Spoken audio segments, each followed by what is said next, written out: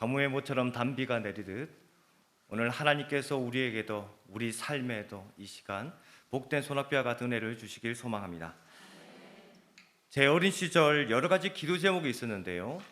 학교 다니는 학생인 만큼 단 한 가지 기도 제목만 뽑으라면 아마 지혜를 주시길 간절히 기도하지 않았을까 생각해 보았습니다.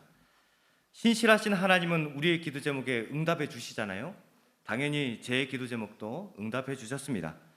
하지만 어린 시절부터 제가 줄곧 지혜를 구했는데 학교 다닐 때 주신 것이 아니라 30살이 넘어서 주셨습니다. 지혜와 함께 평생 할 수 있도록 제 아내 김지혜와 결혼하게 해주셨습니다.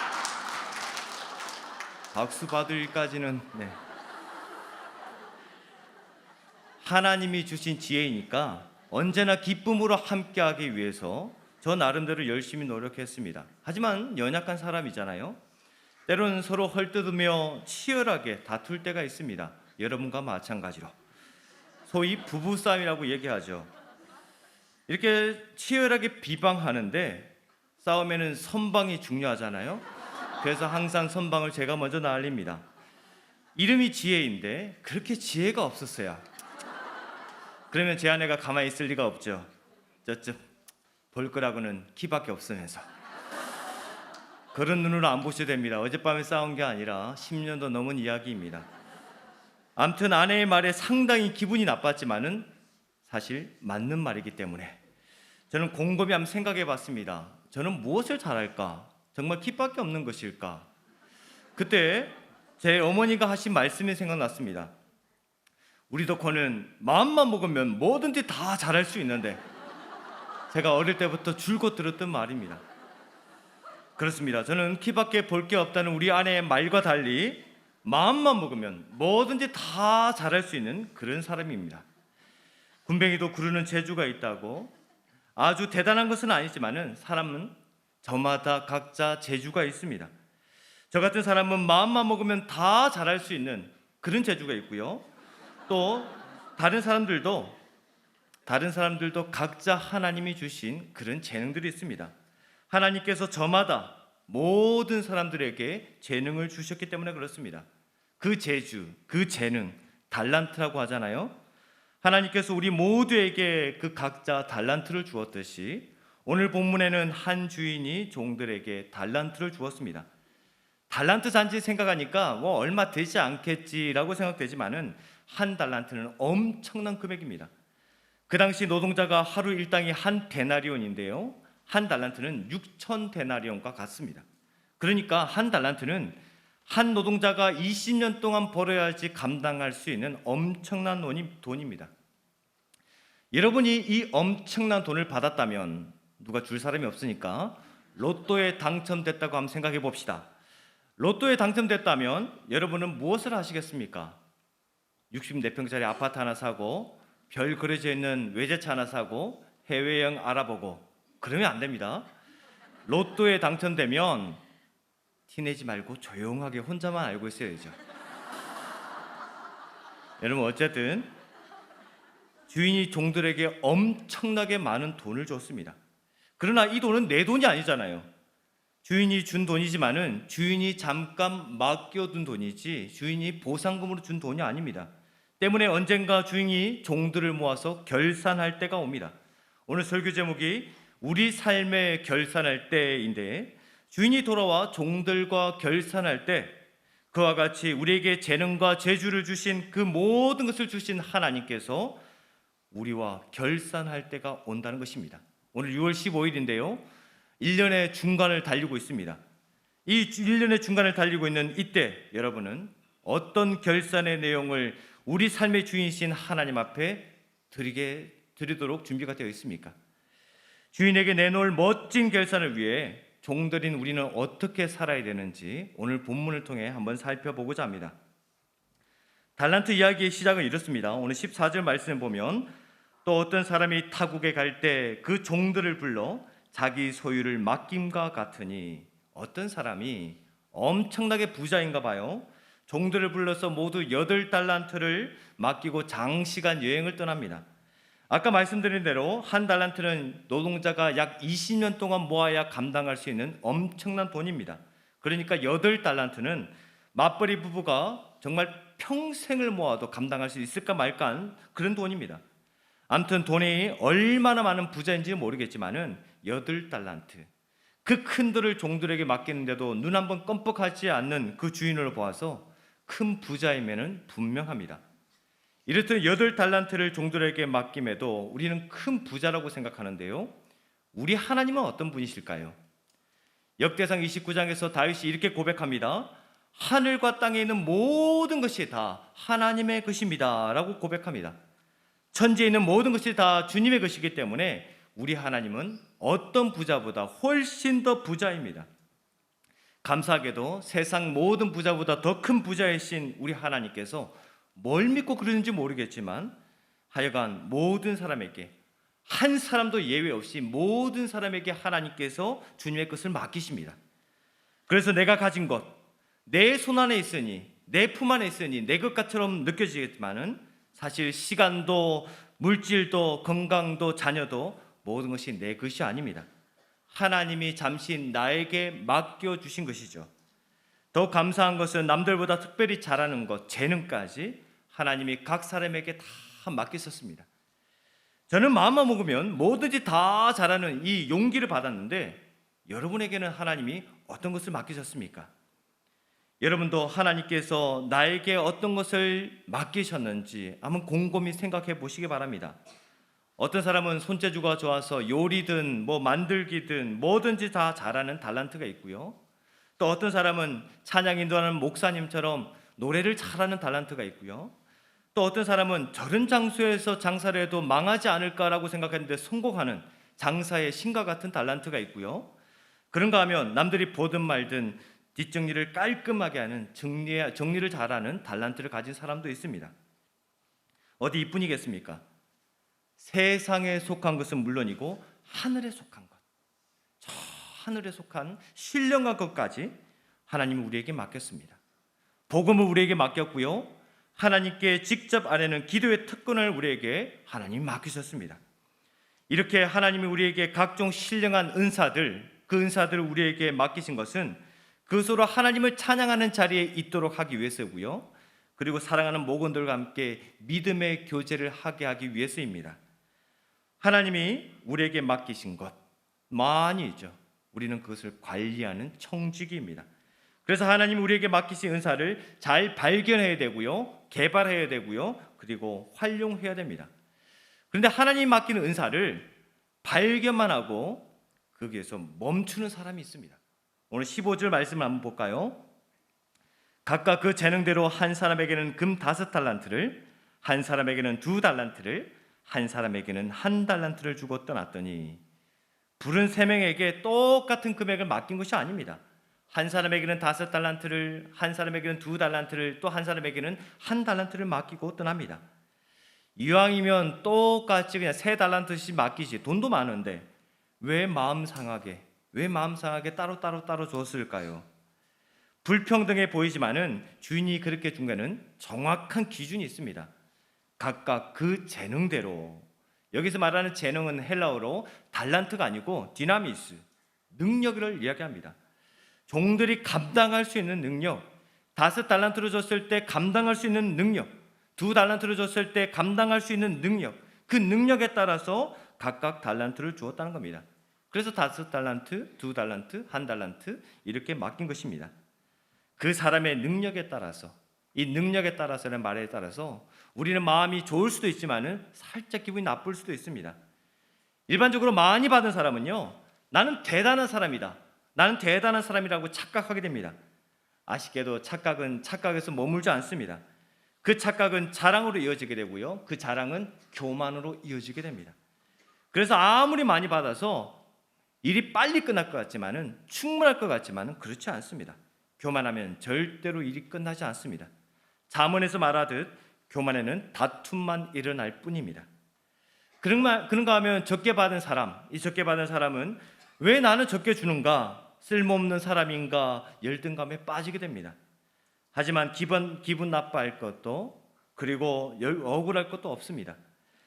주인이 종들에게 맡기신 그 분량의 차이는 있지만은 우리 삶의 주인이신 하나님은 단 한 사람의 예외도 없이 모든 사람들에게 다 맡기셨습니다. 그렇기 때문에 우리는 비교할 필요가 전혀 없습니다. 여러분, 불행의 시작은요, 비교에서 시작되는 것을 아십니까? 괜히 남들과 비교해서 정말 행복한 삶을 살고 있는 나 자신이 불행의 구덩이로 던지게 되는 그런 일들을 겪게 됩니다. 여러분은 부탄을 어떤 나라라고 생각하십니까? 부탄은 인도와 중국 사이에는 그 히말라야 산맥 가운데 정말 가장자리에 있는 작은 나라입니다. 사람들 눈에 잘 띄지 않는 나라가 부탄인데요. 누가 퍼뜨렸는지 몰라도 행복지수 1이라는 이런 말이 있었습니다. 하지만 안타깝게도 거짓 뉴스였습니다. 행복이라는 것을 주관적으로 설명하는 것, 그 감정을 설명하는 게 쉽지 않은데요. 그러나 그 주관적인 감정을 1등, 2등 이렇게 줄 세우는 것도 쉽지 않지만은 어쨌든 유엔 산하 자문 기관에서 그렇게 한번 해봤더니 19년도 순위를 보니까 부탄은 해마다 떨어져서 그 해는 95위, 정말 하위권에 머물고 말았습니다. 부탄의 행복 지수가 이렇게 형편이 없는 그런 수준에 머문 것을 어떤 사람이 추측해 보니까 물질적 행복을 뒷받침하는 의료와 교육과 교통과 문화 등 이런 것들을 다른 나라와 비교해 보니까 인터넷이 발달되면서 또 SNS가 발달되면서 다른 나라는 어떻게 사나? 우리는 행복한데 다른 나라 사람들은 어떻게 사나? 비교하다 보니까 순위가 하위권으로 밀렸다는 그런 분석도 있었습니다. 여러분, 비교하는 순간 내가 가진 행복은 사라져 버립니다. 하나님이 우리에게 재능을 주신 것은 난 이거 있는데 넌 뭐 있어? 이렇게 비교하기 위해서 우리에게 주신 것이 아닙니다. 달란트를 받은 종들의 결산을 보면 알 수 있습니다. 5달란트 받은 사람과 2달란트 받은 사람에 대한 주인의 칭찬이 이렇습니다. 잘하였도다 착하고 충성된 종아, 내가 적은 일에 충성하였음에. 5달란트와 2달란트 받은 사람, 그 사람들에 대한 칭찬이 동일합니다. 똑같은데요, 여기서 우리가 주목할 말이 내가 적은 일에 충성하였음에. 여러분, 좀 칭찬이 인색한 것 같지 않습니까? 내가 적은 일에 충성하였음에. 성과를 따진다면 2배를 남겼습니다. 5달란트 받은 사람은 10달란트를 남겼고요, 2달란트 받은 사람은 4달란트를 남겼습니다. 그럼에도 불구하고 칭찬은 못할 망정, 그리고 보너스는 못 줄 망정, 이렇게 적은 일에 충성했다라고 얘기하고 있습니다. 적은 일, 규모가 작고 양이 적은 것을 뜻하고 사소한 것을 이야기하지 않습니까? 5달란트로 10달란트를 남겼는데, 2달란트로 4달란트를 남겼는데 그게 사소한 일일까요? 그럼에도 주인은 왜 그런 칭찬을 했을까요? 정말 인색한 사람이라 그랬을까요? 한 달란트가 어느 정도 금액인지를 우리는 이미 아까 전에 계산해 보았습니다. 돈의 액수도 결코 적지 않습니다. 그 돈으로 장사를 했으니까 그 규모도 결코 작지 않습니다. 그러나 아무리 많은 금액이라고 할지라도 엄청난 부자 앞에서, 엄청난 부자인 그 주인 앞에서는 별거 아닙니다. 주인은 종들에게 맡긴 것보다, 아니 종들이 벌어온 돈보다 훨씬 더 많은 것을 가지고 있습니다. 우리는 하나님이 일을 하고 있고 하나님이 친히 나에게 일을 맡겼죠. 엄청난 일, 세상의 모든 일을 내가 다 맡았다고 생각하지만은 사실 하나님이 나에게 맡긴 것은 정말 작은 일, 극히 일부입니다. 때문에 결코 자랑할 것도 없고 비교할 필요도 없습니다. 세상 모든 것이 하나님의 것이고 우리는 청지기일 뿐입니다. 그래서 하나님이 우리에게 맡기신 것을 남들과 비교하기보다 부족한 나에게 이런 귀한 것을 하나님 맡기시다니, 자신에게 맡긴 것을 감사하며 그 은혜에 하나님 앞에 영광 돌리는 것이 필요하지 않을까요? 그리고 하나님의 그 능력에 맞게끔 주신 그 재능이 있으니까 그 재능을 발견하고 개발해서 하나님의 영광을 위해서 쓸 수 있도록 자신의 그 재능을 개발하는 일에 더 힘써야 되겠죠. 그렇게 선한 청지기로서 묵묵하게 그 일을 감당할 때에 그때 참 주인이신 하나님 앞에서 우리는 멋진 결산을 할 수 있습니다. 주인에게 얼마 안 되는 돈인지 몰라도 일반적인 사람에게는 엄청난 돈이죠. 그 돈을 맡기고 주인이 저 멀리 여행을 떠났습니다. 당신은 교통이 좋지 않으니까 언제 돌아올지 모릅니다. 어마어마한 돈을 만져본 종들 어안이 벙벙하지 않겠습니까? 그러나 각각 받은 달란트, 그 달란트는 주인이 준 포상금이 아닙니다. 주인이 맡겨놓은 것이고, 다시 말해서 주인의 의도에 따라서 이익을 내야 되는 것입니다. 왜냐하면 19절 말씀을 보면요, 오랜 후에 그 종들의 주인이 돌아와 그들과 결산할세. 여행에서 다시 돌아온 그 주인이 종들을 다시 모아서 결산하는 날이, 그 결산하는 날이 돌아오기 때문에 그렇습니다. 여러분, 결산하는 날, 내 삶에도 결산하는 날이 반드시 옵니다. 다만 그때가 언제인지 모르니까 우리는 가끔 결산에 대해서 잊어버리고 살 때가 많습니다. 그러고는 하나님께서 나를 믿고 나에게 맡긴 이 모든 것 내 것이라고 생각하고 내 마음대로 쓸 때도 있습니다. 만약 그렇게 산다면 세상 사람들과 다를 게 뭐가 있겠습니까? 우리는 하나님이 맡기신 것을 관리하는 청직이기 때문에 우리의 삶은 우리의 것이 아닙니다. 우리 삶의 주인이신, 아니 세상 모든 것의 참 주인이신 하나님의 것입니다. 그래서 우리에게는 우리 삶의 주인이신 하나님의 뜻에 따라서, 그 뜻에 따라서 살아야 되는 책임이 있습니다. 그 책임을 분명히 알았던 종들 어떻게 살았을까요? 오늘 16절 말씀을 보니까요, 5달란트 받은 자는 바로 가서 그것으로 장사하여, 그리고 17절 말씀 보니까요, 2달란트 받은 자도 그같이 하여. 여기서 우리가 주목해야 될 말이 있는데요, 바로 가서, 그리고 그같이 하여, 이 말이 나옵니다. 방금 주인이 5달란트라는 엄청난 돈을 맡겼습니다. 왜 나에게 이 돈을 맡겼을까? 아무리 돈이 많다고 해도 무엇으로 돈을 벌 수 있을까 고민이 되지 않겠습니까? 그런데 바로 가서, 고민도 하지 않고 바로 간다고? 계획도 세우지 않고 바로 장사를 한다고? 얼핏 보면은 내 돈 아니니까 망하면 망하는 거지, 내가 손해보는 것도 아니고, 주인의 돈을 함부로 생각하는 것 같지만 그렇지 않습니다. 그렇다면 바로 가서 장사를 할 만큼 장사의 수완이 좋았던 사람일까요? 5달란트 받은 사람과 2달란트 받은 사람의 공통점이 있는데요, 바로 주인이 달란트를 맡기자마자 바로 가서, 머뭇거리지 않았습니다. 생각하지 않았습니다. 바로 가서 장사를 했다는 것입니다. 이는 배짱이 두둑해서도 아니고 수완이 좋아서도 아닙니다. 평상시 주인이 어떤 생각을 하는지, 주인이 왜 나에게 이 돈을 맡기는지, 그 마음이 어떤지 알고 있었기 때문에 그렇습니다. 다시 말해서 5달란트 받은 사람과 2달란트 받은 사람은 그의 시선과 마음이 주인에게 있었습니다. 그래서 주인이 많은 돈을 맡겼을 때 왜 나에게 이 돈을 맡기는지, 이 돈으로 무엇을 해야 되는지 분명히 알고 있었습니다. 그래서 바로 가서, 지체하지 않고 바로 가서 장사를 할 수 있었습니다. 우리는 하나님의 청직이잖아요. 하나님께서 맡기신 것을 잘 관리하기 위해서 우리의 시선과 우리의 마음이 항상 주님께 있어야 합니다.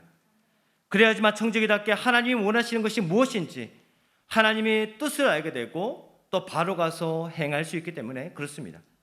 그런데 전혀 주인의 마음을 모르는 사람이 있었습니다. 오늘 18절 말씀 보면, 1달란트 받은 자는 가서 땅을 파고 그 주인의 돈을 감추어 두었더니. 땅에다가 감추어둔 것이 무슨 잘못일까요? 그 당시는요, 땅에다가 묻어두는 것이 일반적이었습니다. 그냥 가장 안전하게 보관하는 방법 중에 하나였습니다. 괜히 장사한다 치고 가서 망하면 어떻게 되겠습니까? 근데 땅에 묻어두면 원금은 보존할 수 있지 않겠습니까? 나중에 계산할 때에 주인에게 준 거 그대로 줄 수 있습니다. 그렇기 때문에 별 탈이 없을 것 같습니다. 그런데 과연 그랬을까요? 드디어 주인과 함께 결산할 때가 왔습니다. 칭찬까지는 아니라도 원금에 대한 이상이 없으니까 아무 일 없을 거라고 생각했는데, 아니 이게 웬일입니까? 26절 3번절에 보면 그 주인이 대답하여 이르되 악하고 게으른 종아. 악하고 게으른 종. 주인이 맡긴 달란트, 그 달란트는 다른 종들은 열심히 장사를 했습니다. 그런데 1달란트 받은 종은 땅에다가 묻어뒀으니까, 이윤이 전혀 없으니까 게으른 종은 분명합니다. 그래도 원금 그대로 있잖아요. 원금 까먹지 않았잖아요. 꼭 그렇게까지 욕을 했어야 될까요? 1달란트 받는 사람, 근데 1달란트, 우리 삶의 체감이 되는 금액으로 한번 바꿔볼까요? 한 20년 벌어야 된다고 얘기했잖아요. 돈이니까 땅에다가 묻어둬도 본전 그대로 있습니다. 만약에 시간이라고 생각해 봅시다. 20년이라는 시간. 20년의 시간을 땅에다 그대로 묻어 놓는다면 누가 좋아하겠습니까? 어떤 주인이 좋아하겠습니까? 여러분, 주인은요 1년만, 아니 한 주만 종들이 놀아도 노발대발 할 겁니다. 어디서 노냐고, 비싼 밥 먹고. 여러분, 땅에다 묻어두었기 때문에 손해가 전혀 없다고 생각되지만은 사실 시간이라면 엄청나게 손해입니다. 그래서 욕을 들어도 싸게 되겠죠.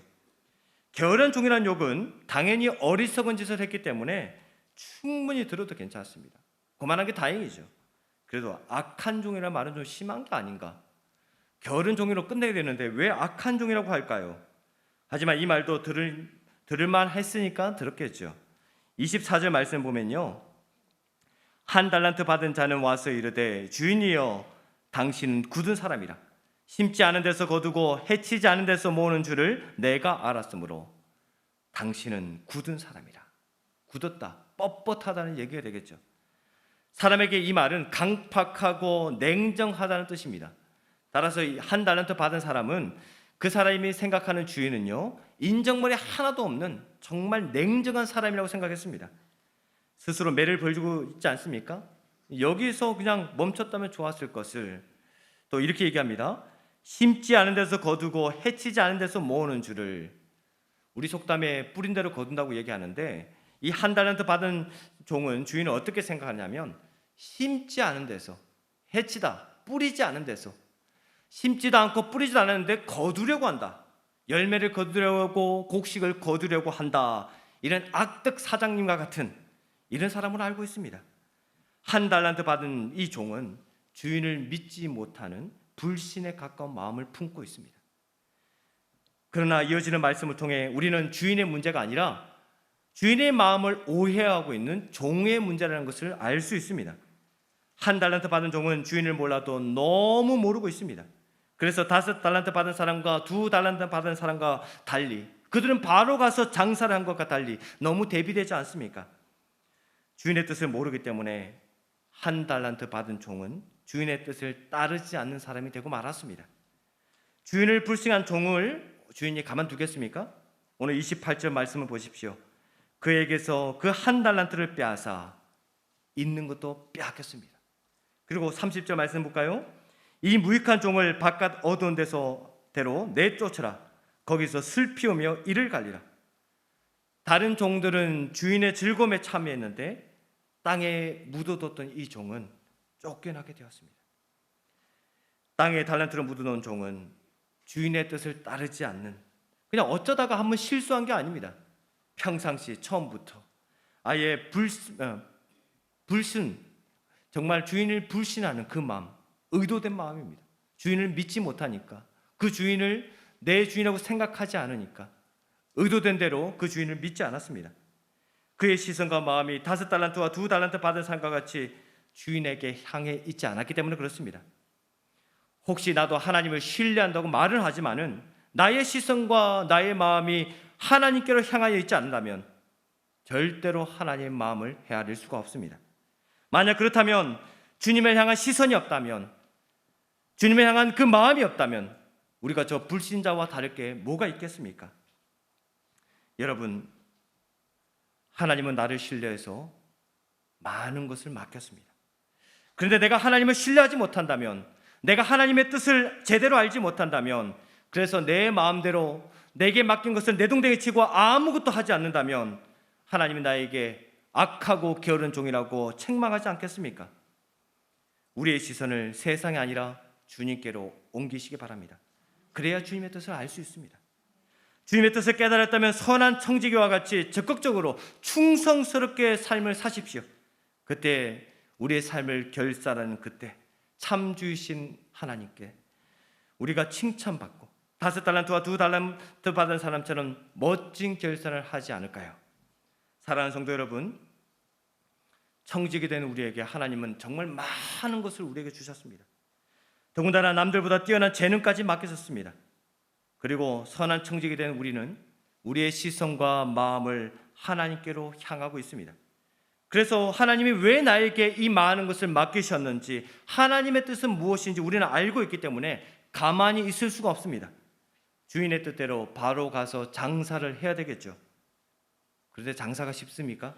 어떤 물건을 팔아야 될지, 어디에서 장사를 해야 될지, 누구와 함께 해야 될지 생각할 게 한두 개가 아닙니다. 신중한 만큼 위험 부담을 얻겠지만은 그렇다고 본전만 생각해서 땅에 묻어둘 수는 없습니다. 그럼 어떻게 해야지 결산의 때에 칭찬을 들을 수 있을까요? 성공할 수 있는 그 전망이 가득한 그곳에 우리는 용기를 가지고 투자하면 됩니다. 5달란트 그리고 2달란트 받은 사람처럼 우리는 2배를 남길 수 있습니다. 참 쉽죠? 그냥 전망이 가득한 곳, 성공할 수 있는 곳, 그곳에 투자하면 됩니다. 그러나 성공이 가득한 곳, 그곳이 어디입니까? 전망이 보이는 곳, 그곳이 어디입니까? 제가 여러분에게 특별하게 알려드리겠습니다. 여호와의 증거는 확실하여 우둔한 자에게 지혜롭게 하며, 여러분, 불확실한 세상에서 여호와의 증거, 다시 말하자면 하나님 말씀은 확실합니다. 확실한 아이템, 하나님 말씀에 투자하십시오. 더욱이 하나님 말씀은 반짝하고 사라지는 아이템이 아닙니다. 푸른 마르고 꽃은 시드나 우리 하나님의 말씀은 영원히 서리라. 하나님 말씀은 영원히 망하지 않습니다. 영원한 아이템, 하나님 말씀에 여러분 투자하십시오.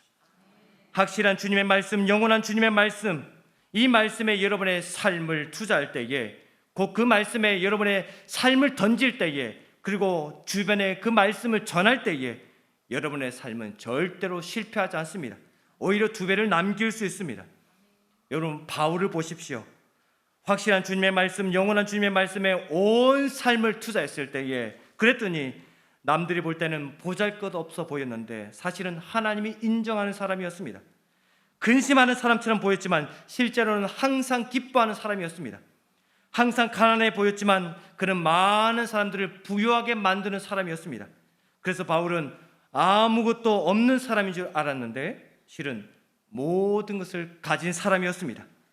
선한 청지기로 나에게 맡긴 삶을 하나님께 온전히 투자했을 때 우리는 하나님께 인정받을 수 있습니다.